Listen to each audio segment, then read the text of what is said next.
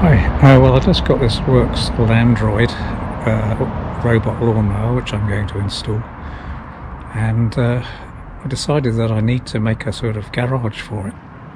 I looked online and they seem horrendously expensive and not that good, so I'm doing my own thing. So this is my solution. Hope it works, we'll find out. Basically, it's a couple of bookend brackets which I bought from Amazon and some hinges and some gash bits of wood that I had lying around. So the idea is that that's going to go behind the charging station. These stainless steel hinges that I've got, I'm going to attach some perspex to them, and it has the advantage that you can hinge these up and slide them off, so that during the winter I can just easily angle up the perspex and slide it off. Anyway, we'll see if this works out. Hopefully it will do. The bit of perspex is just going to hang over the top of the mower and keep the worst of the rain off. This is the location where I'm going to mount it.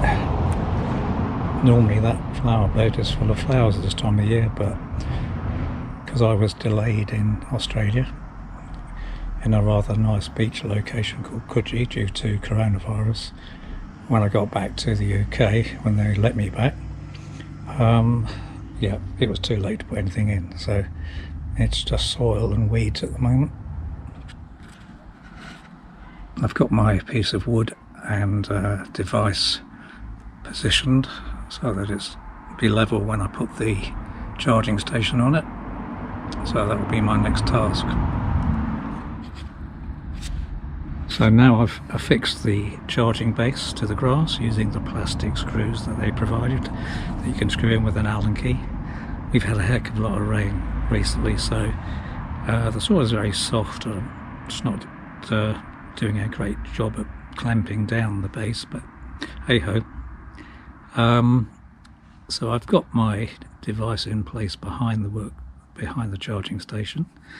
Obviously I've still got to affix the perspex to it, which I'll do later.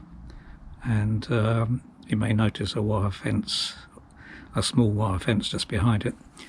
That's just an effort to keep our Scottie Dog, whose name is Jock, away from the flowers if they were there. However, you may see Jock later. He'll probably put in an appearance once the Landroid gets mowing. He'll probably try and kill it. We'll see. And here we have Jock, the Scottie. He's helping me. Aren't you? You're helping me. I'm doing this rather boring border wire affixing, but I have a helper. Let's see if you're so keen once the mower gets going, which we'll see later on. Stop it.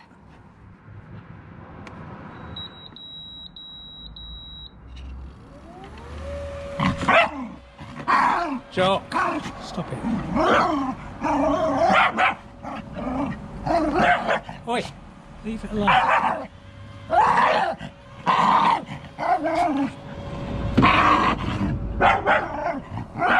Oi. That's enough.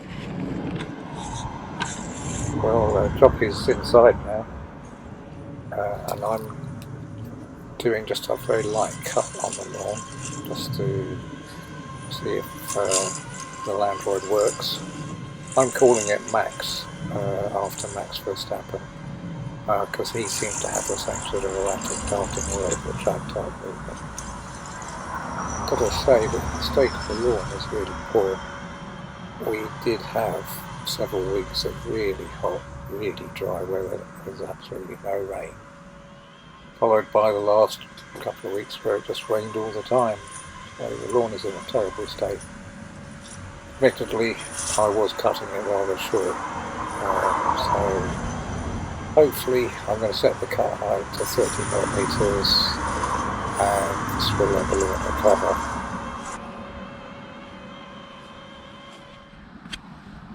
This is the mower on its base station, and I can see it's fully charged, and my device for covering it in showers is kind of forward, so I'm glad I didn't cut the bit of acrylic before getting the mower and seeing how everything is positioned.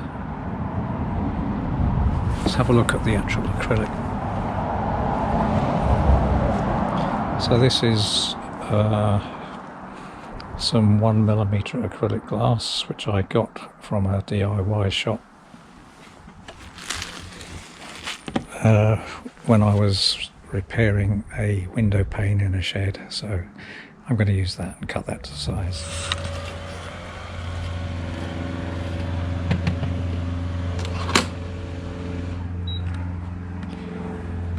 So it's gone into the shelter. The whole thing's a bit more floppy than I would have liked, so I've used a bit of wood to make sure that the Landroid can get under it. So I need to have a think about how to strengthen that up.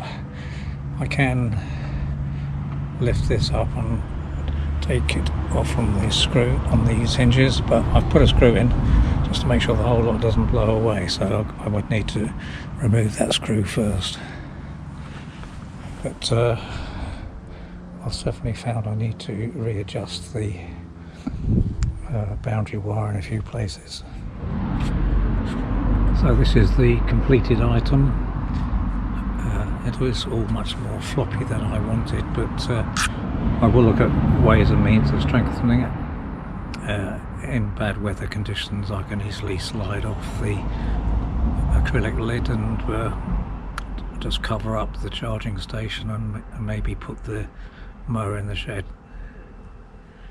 You may wonder why go to all this bother for such a small patch of grass, but we're both pensioners. I'm not here all of the time, and sometimes when there's some medical issues it's difficult to actually get out and cut the grass, so this thing hopefully will take the strain.